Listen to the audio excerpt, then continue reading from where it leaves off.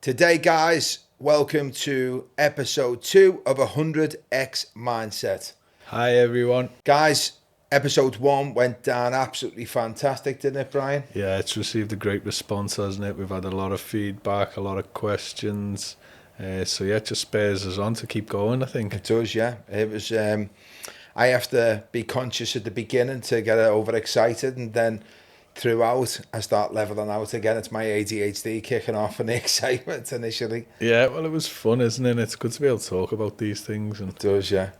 I was. Everyone who watched it, I mean, you got a great response back from obviously your family, friends, the community in Abu Dhabi, and for me as well. I mean, especially on my socials, I got so much great feedback. I got DMs on X and also on Telegram. Family, obviously, I mean, family are always biased, aren't they? But yeah. I got a lot of people reaching out that I've never commented on the stuff that I've done for Mando CT. Yeah. But like they've sort of reached out and said, can I get involved in any way? I think what we're doing is pure. Yeah. I think we're doing it for the right reasons. And a lot of people can see that. So because we're doing it for the right reasons and we're not trying to, take money off people or whatever, I think a lot of people are like, okay, these guys are, they're doing it from the heart. Yeah. How can I get involved? I think it was nice, just even the feedback and the questions. It was good to see people engaging and asking about specific things. And obviously we're not going to touch on a lot of that now, but as the questions get there, we can go back and we can respond to people and, base some of the podcasts on the topics and the questions that were raised. Yeah, I think it was great. I think touching on the sponsorship for Cobra Fitness and obviously Hard Knocks, through obviously your friend Matt, who owns it. I mean, what a great guy he is, and he's been a friend of yours for years. Yeah, well, I think obviously I knew towards the last month that this event was coming off, and when it was coming up, but it's an event we've been doing with them for almost like the last 6 or 7 years. Fantastic. We've done 5 events with them. Obviously there was a break during COVID, so it's usually one a year. Yeah. And it's always one of the best events that we support and we do. When I say we support, we supply the AV, the audio visual, the sound, the lighting. And it's just always, it's just electric. You walk out of that event and you just feel charged. It was brilliant. It's just such a great event. And what is really good about it is it's homegrown. You look at Cobra Fitness and it's Matt who puts on the event. Hard Knocks, it's homegrown, and you can see that community response. You can see the people that turn up and familiar faces and everyone from Abu Dhabi and from further afield. You get people from Dubai and you get people flying in for it as well, like some of the fighters have flown in. Yeah. But it's just a great response, and it's great to see that on a community level, and I just think it fits so well with obviously the direction we're trying to push and mindset, because what greater focus can you have than a fighter with the willpower, the determination to keep going, especially when they're getting kicked and punched in the face. Of course, yeah. It's that resilience, isn't it, that we spoke about in the last show. We'll obviously we'll the guys will kick in some edits of the night. Yeah. We posted some fantastic highlights on our socials, which were well received. A lot of the fighters started following our socials afterwards. And then Cobra and Hard Knocks, they put us highlights, etc. But for me, it matches perfectly with what we're doing, because it is about discipline. It's about adopting a certain set of rules, which most successful people adhere to anyway. Yeah. So I think the sponsorship and the night itself was fantastic. Obviously, we had some good friends coming down. The atmosphere was electric. The fighting was unbelievable. Yeah. It was the first lads' night out that I've in my sobriety that I never had a drink, and I was like, okay, everyone's going to be having a few beers. You done well. You done very well. I didn't even think about it. I was enjoying the night because I love boxing anyway. Yeah. And I love Muay Thai and whatever. So I was really enjoying it. And about 10 o'clock, when a few were getting a little bit leery, I got off with my dad. But it was an absolutely fantastic night. Yeah. Everyone the day after was saying, thanks very much for that. It was great. And I thought it was great exposure for the brand. Yeah, it was. And I think we're going to do a lot more with you know, Matt in the future. He really likes the concept. I'm sure it won't be the last one we do with them, and I'm sure Matt was pleasantly surprised by, you know, the collaboration between 100x Mindset and himself, and, you know, the response we were able to give, put back towards, you know, his club and everything else and everything what he's doing. So it's not going to be the last one. I'm sure we're going to do many more events similar to that as well. Yeah, and since that, we've got a lot of different wellness, fitness clubs and gyms across the GCC, a few obviously in the States and the UK that have messaged that want to do some sort of collaboration. Yeah. You know, that's where it's going to take the brand globally and have some sort of global presence. I mean, when you think about it in such a short space of time, you know, what we're doing with the book and the application coming out in 6-7 weeks, the book coming out in 5 weeks, you know, the podcast regular, weekly. Exactly. You know, it's everything just seems so natural. I always feel like if you're doing something right or you're on the right path, you know, the universe doesn't put any blocks in the way. Yeah. And I'm feeling every day I'm waking up and... Well, I think as you even before the podcast, we were chatting before we started the podcast, and I think it was more to do with there's no pressure on us. There's no pressure to get anything out. We've got nothing out of it apart from the value that we for ourselves. Exactly. So there is no sense of urgency to monetize. There's no sense of energy apart from deliver great information. Exactly.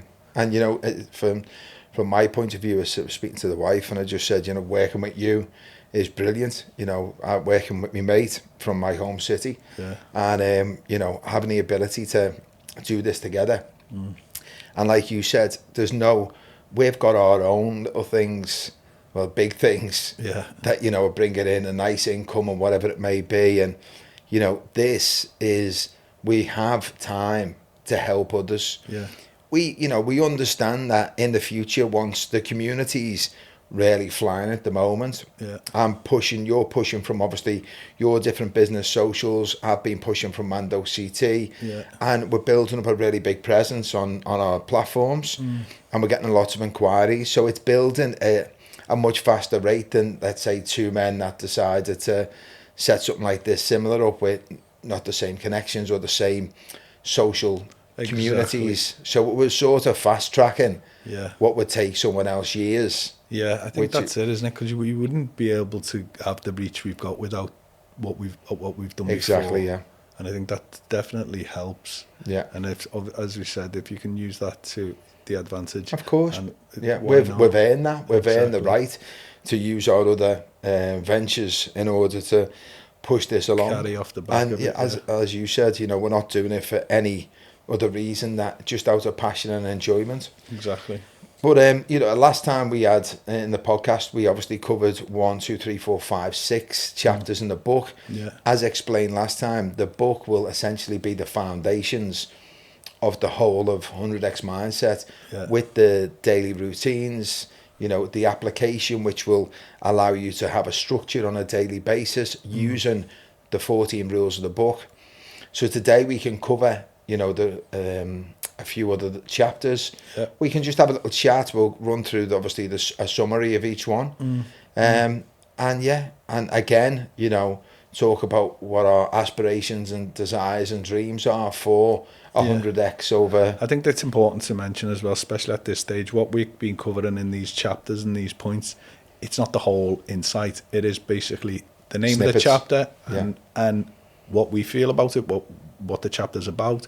But we're not given the actual insight in how to achieve that. That'll come later. Yeah, I mean, the book itself, I think it's around about 165 pages. What we're essentially doing is we're taking the title of each chapter, we're talking about it lightly. There's a lot of room to actually do one podcast and one chapter. You know, so, I mean, chapter 7, take control of your health.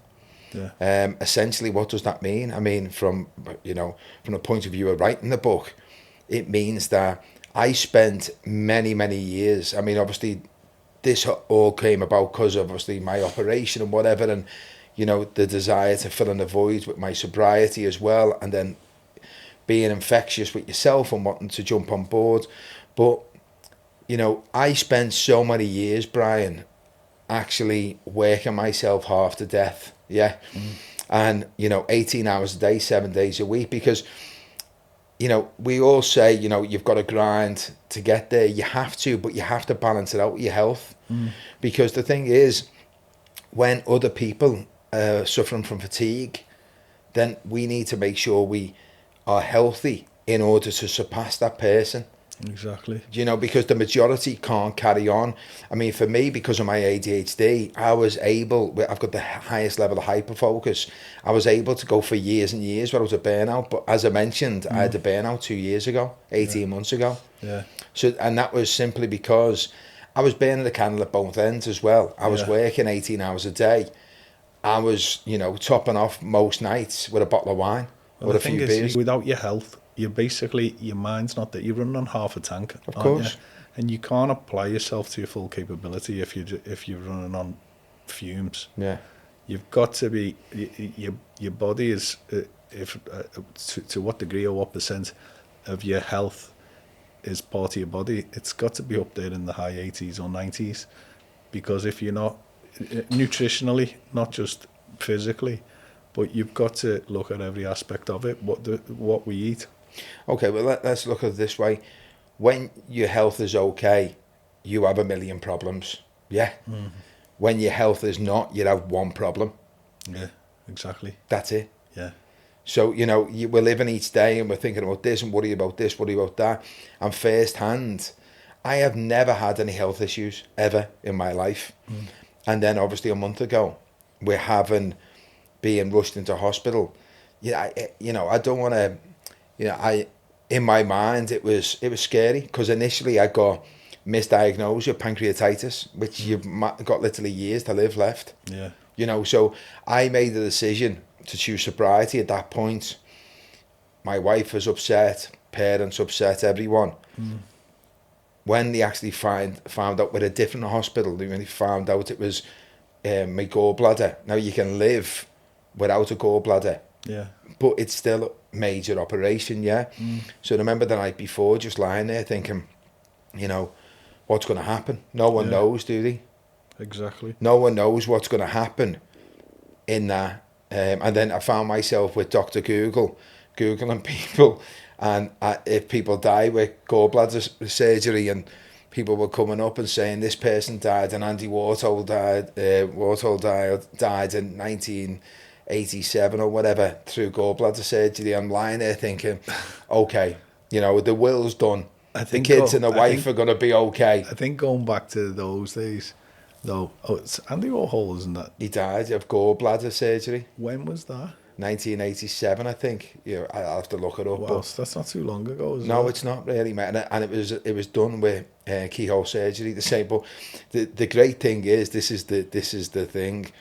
I was in there, one of the top surgeons in the world for liver and gallbladder removal, and like liver specialist. He came in, and it was crazy because he said to me, he said, "Where about you live?" And I told him. And he said, "Which one?" And I told him, he said, "Have you got the Lamborghini and the Cybertruck?" I said, "Yeah." He was my neighbour. Yeah. So I went, "Listen, doctor," I obviously tongue in cheek, I said, "If I die, my wife's not going to be happy, and you've got to see it every day." Yeah, she's going to come. And we were laughing, and he's become a friend. I speak to him all the time now. Oh, that's good. But, what he did is, he actually changed it from keyhole surgery to robotic keyhole surgery. So it passed. I've got like one of the top insurance in the world through Bupa and whatever. Yeah. But it got passed with normal keyhole. Yeah. And he upgraded to robotic keyhole. But it still hurts. Yeah. It still hurts. Were you asleep? I was fast asleep. Yeah. They cut up like 8 points of your body. So you're not doing it. But it was. I tell you what was funny. So I've never had a surgery before, and I've got a high pain tolerance. I've got tattoos all over me, and but with kids, you worry, don't you? You think to yourself, "Shit, have I done it here?" I like the odd burger. I like the odd kebab. I like a beer. You know what I mean? Is this it? Yeah. I worked hard all my life to become financially free. I'm gonna die. Yeah. The wife will end up with like a 25-year-old or something with me money.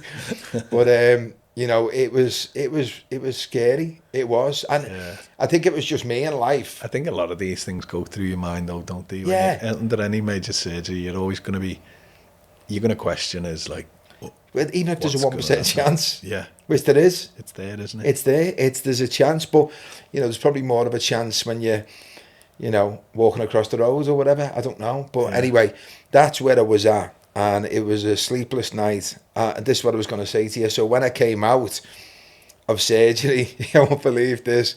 I mean, I'm in the hospital, obviously in Dubai, and I came out, and it was all like the nurses, Filipinos, Indians, all lovely. But I started singing, "You'll Never Walk Alone." We're hope in your heart, and you'll never walk. And I didn't know where I was. I didn't have a clue where I was, and I was singing, "You'll Never Walk Alone." Wow. And I remember, what day did I didn't you have know surgery. What was the day you had surgery?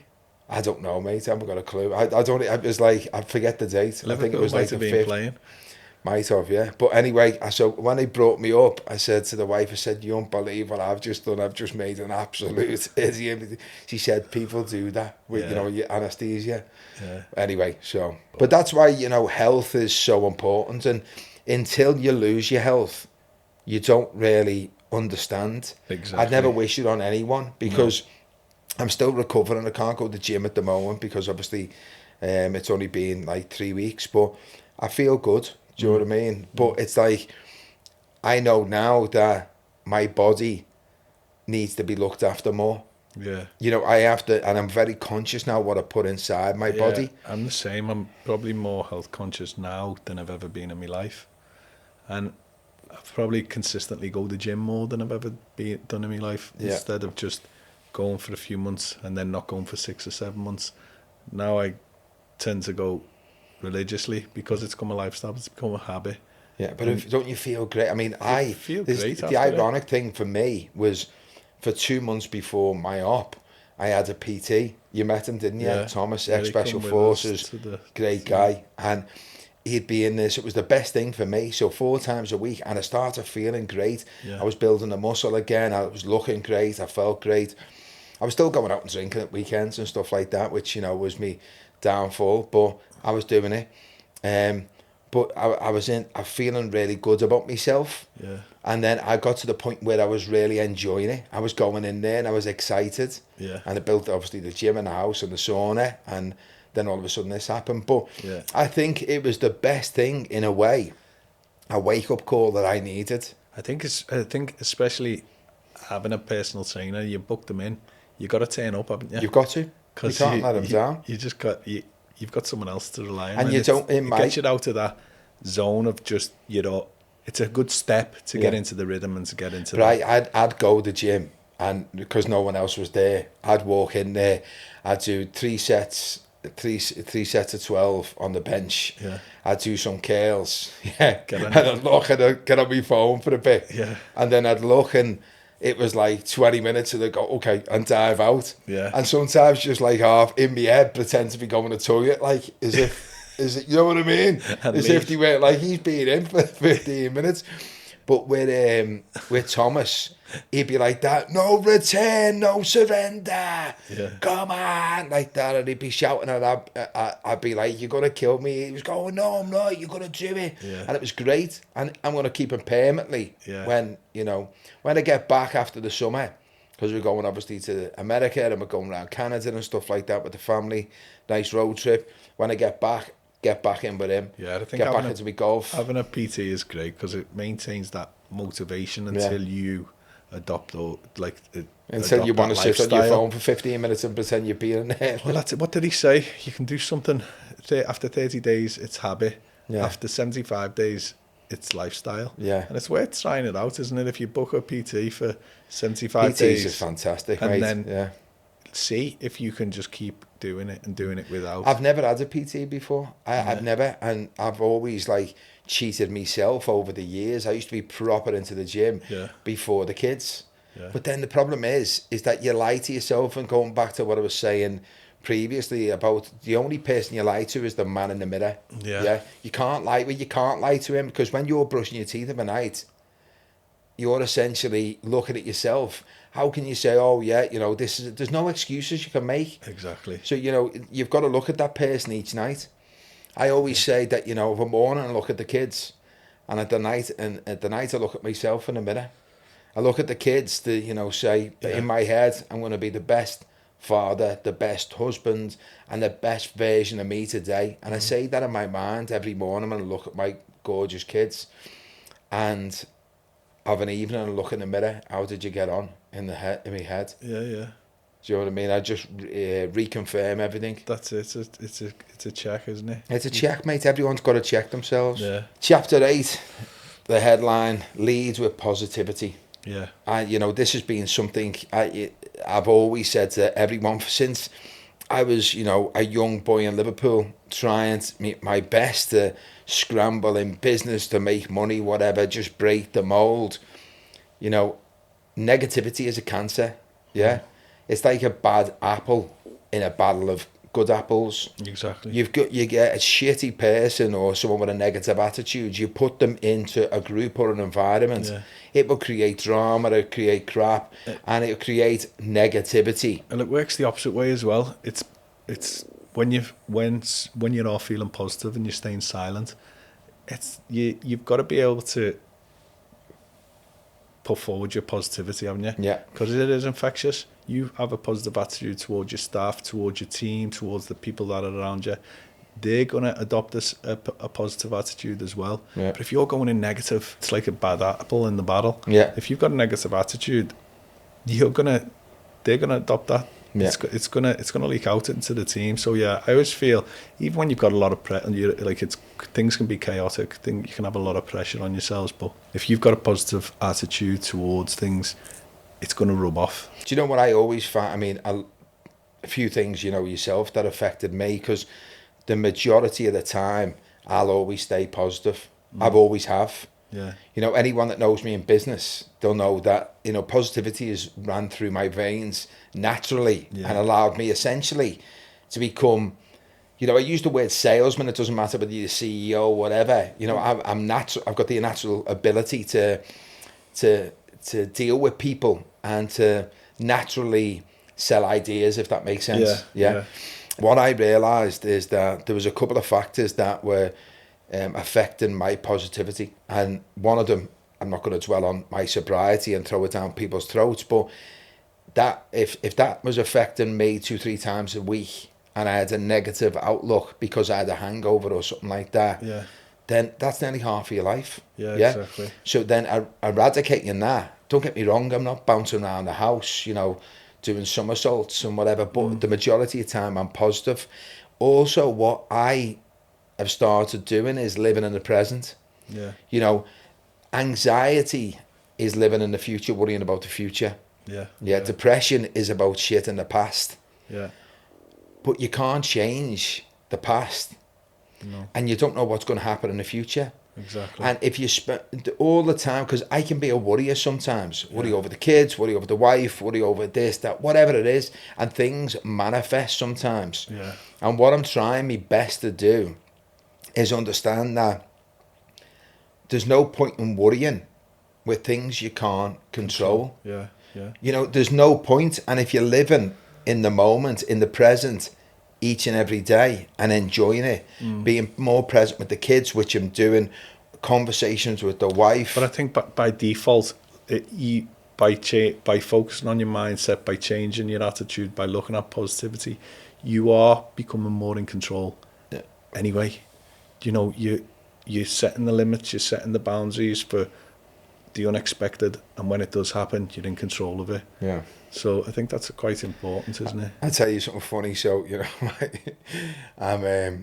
today I had a little bit of a moan over something to my wife, and she said, "Remember the rules." And I was like, "Oh, don't you start that." Do you know what I mean? She said, "You need to read your book again." Yeah. Do you know what I mean? So, but we have a laugh over it, and she's so proud of. And all my friends and yourself, and having to this lifestyle change. Yeah, it needed to happen, but I'm feeling myself energized each and every day. Chapter 9, just to cover that: ask, believe, receive. I'm a big believer in the law of attraction. Yeah. And massively, you know, regardless, one thing that we stress is that the 14 rules, you know, the 100x Mindset book, the 14 rules that we adopt can be used by anyone. Doesn't matter what religion, you know, how much money they've got in the bank. You know, when we talk about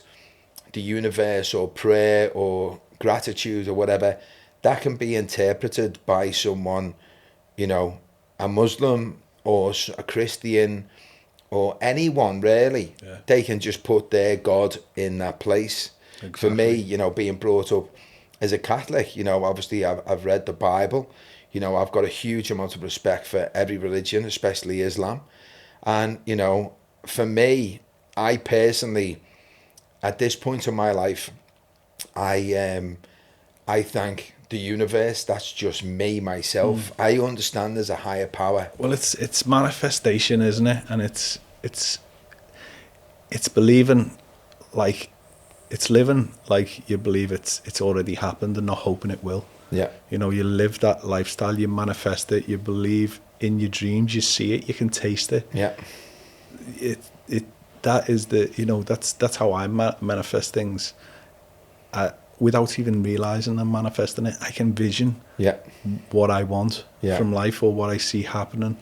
You know, it's not foresight. I'm not reading into the future, but I'm imagining this is where I am, and I'm living like it. That's what's happening. Well, that is the only way, in order, in my opinion, to become successful. Yeah. And you have to manifest it in whatever way you know, whether you're asking your God and you believe in it, or for me, you know, with the universe, I firmly believe, I mentioned before, that if you're on the right path, the universe will not put anything in your way.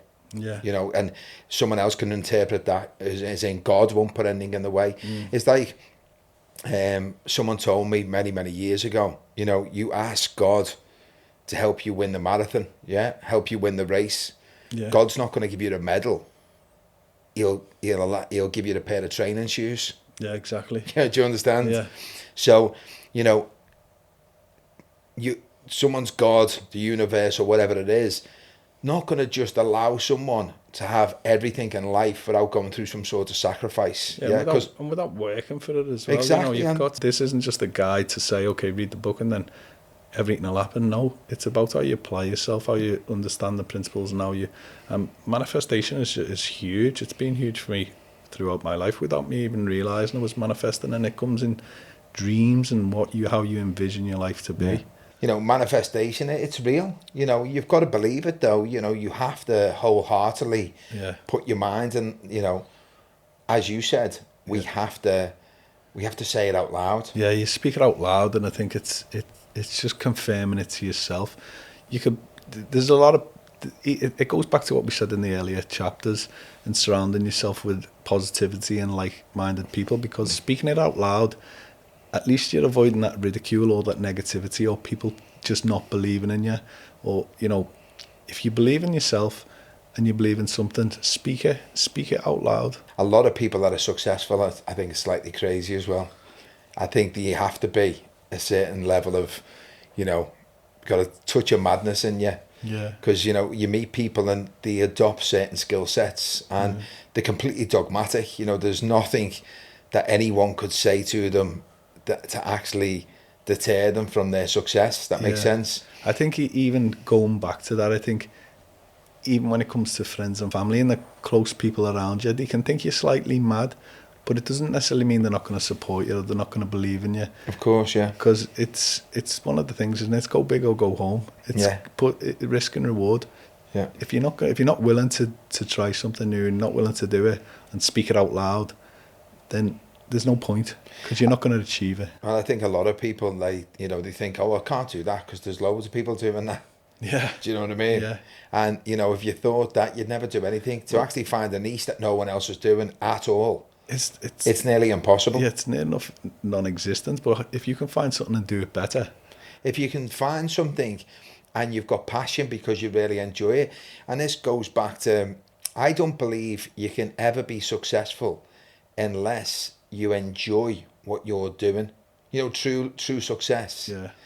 You know, it's like if you take a job just because the money, then you're never going to be, in my opinion, the best at what you do. Well, you're a slave to the money then, aren't you? You are. Yeah, and this actually kicks in well with chapter 10, build wealth with purpose. Yeah. And essentially what that means is that when you get to a certain level of money, you realise money's not going to make you happy. You know, it's a tool.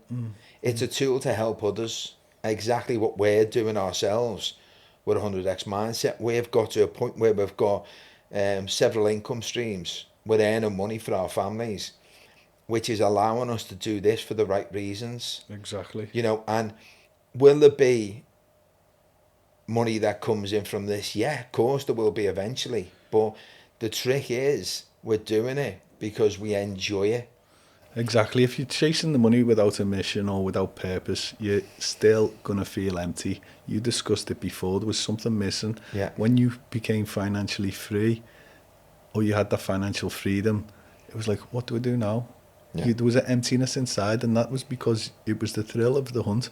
You loved chasing your dreams. I loved the closing the sale. I mean, going, you know, back to basics, you know, doing a deal, you know, it's been inbred in me since I was young. And then all of a sudden I actually became a little bit depressed, you know, when I'd done well on and off for years. Then, you know, a few years ago I'd done extremely well, but it was like I was sitting there and I thought to myself, okay, when am I going to be happy? Exactly. When am I going to be having this big house and all these great things, and I don't have to worry about paying the bills anymore? Yeah. When does happiness happen? Yeah, I think the thing is, if you can stay motivated without people recognizing you're achieving your dream, Yeah. that's when you've realized you're doing it for yourself. Yeah. When you don't need that recognition of anyone else around you to say well done or yo, you've achieved that. You don't need that. Yeah. You're doing it for yourself.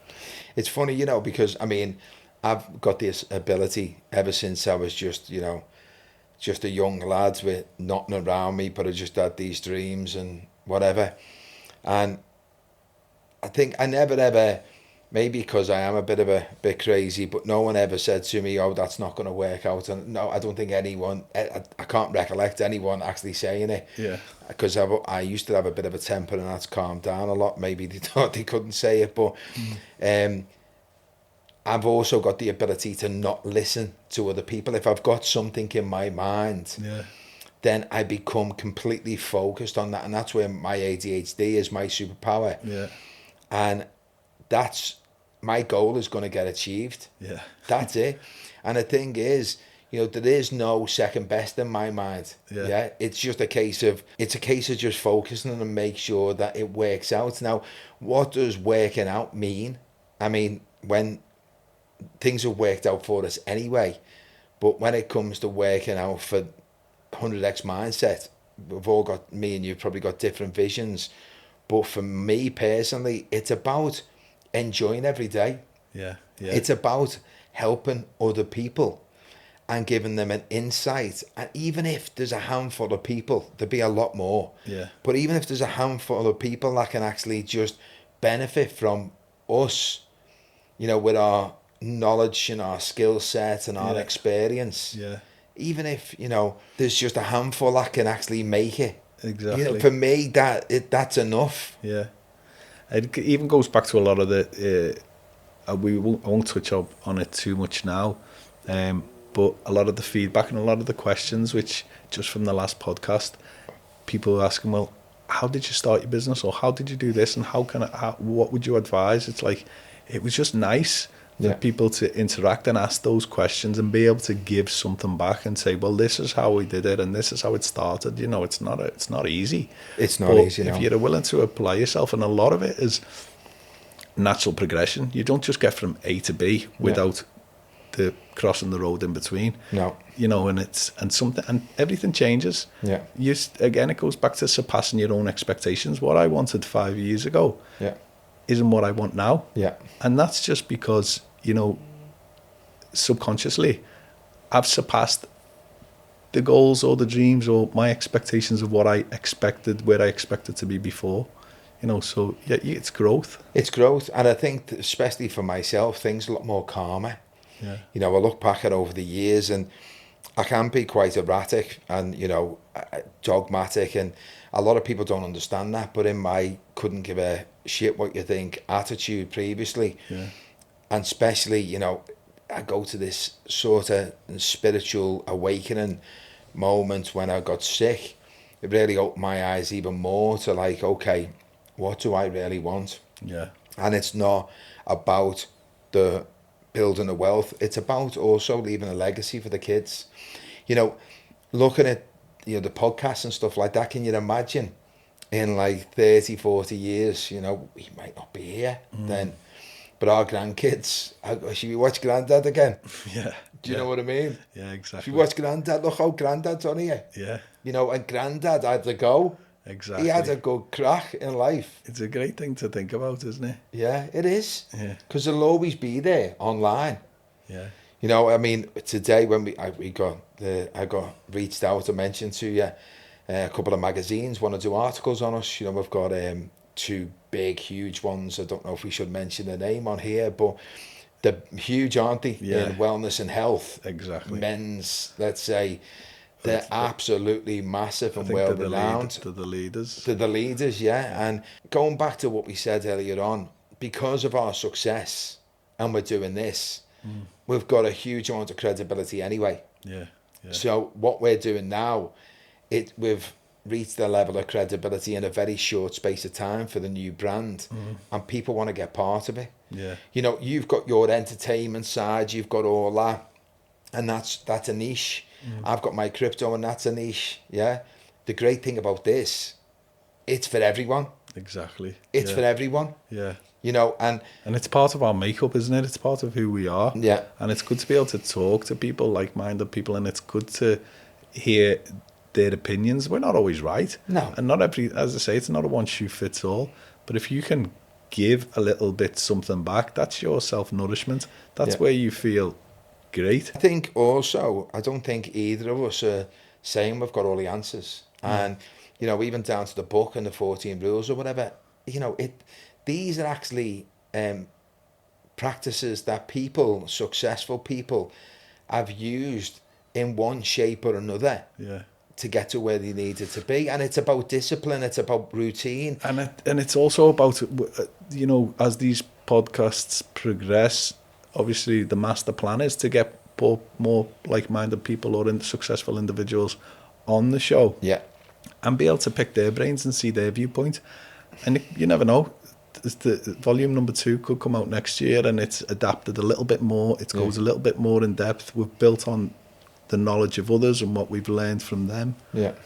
So it's ever evolving and progressing. I don't think we can. It's like life, isn't it? You don't stay fixed. You've got to be able to pivot. You've got to be able to move. You've got to be able to look at the world around you and adapt. Yeah. I think you've got to be liquid, as you said. You know, you have to be liquid in this life. And in order, the vision that we have now, next year, the year after, this will, you know, we've got the book coming out, so that's going to be a good foundation. Yeah. And there's so many different podcasts we can do just on the book itself. You know, everyone's interpretation of the book's going to be slightly different. Exactly. You know, when I was 16, I knew everything. Yeah. No, we all did. And then as you get older, you realise you know absolutely nothing. Yeah. In a way, compared to the universe. Yeah. Obviously, we've got our skill set, we've got our experience, we've got our knowledge. Yeah. But then compared to, like, you know, the big wide world, there's so much we don't know. There's so much we don't know. But what we do know, we know how to make money, and we know how to become successful. Yeah. So, you know. But there's always room for refinement, isn't it? Well, we could always be doing it better. Yeah, I mean, look, I love Joe Rogan's podcast, and I love Theo Vaughn. And what I love about them, especially Joe Rogan will, like, he will learn so much. He's been doing his podcast for years, and he'll ask questions, and he'll learn, and he's such an intelligent guy. And Theo Vaughn, funny, exactly, but, you know, very intelligent. I'm the same. I love Joe Rogan's podcasts. Yeah. There's just so much insight, and It's interesting. And the guests as well, and that's something that we'll have on the show. Yeah. But look, anything else we want to cover today, Brian? No, I think we've set out what we meant to do. We've got to chapter 10, and I think in the next one we're going to be covering 11 to 14. Yeah. I think we learned from the first podcast, keep it shorter, keep it sweet. Yeah. Focus on the subject matter. Yeah. And you know, let's see what happens in the next one. Guys, thank you so much for tuning in today. Make sure that you subscribe, yeah? Make sure that you support the channel. You support it, makes us feel good and makes us energized to make more content. Take care, guys. Hit that like button, baby. Cut that one as well.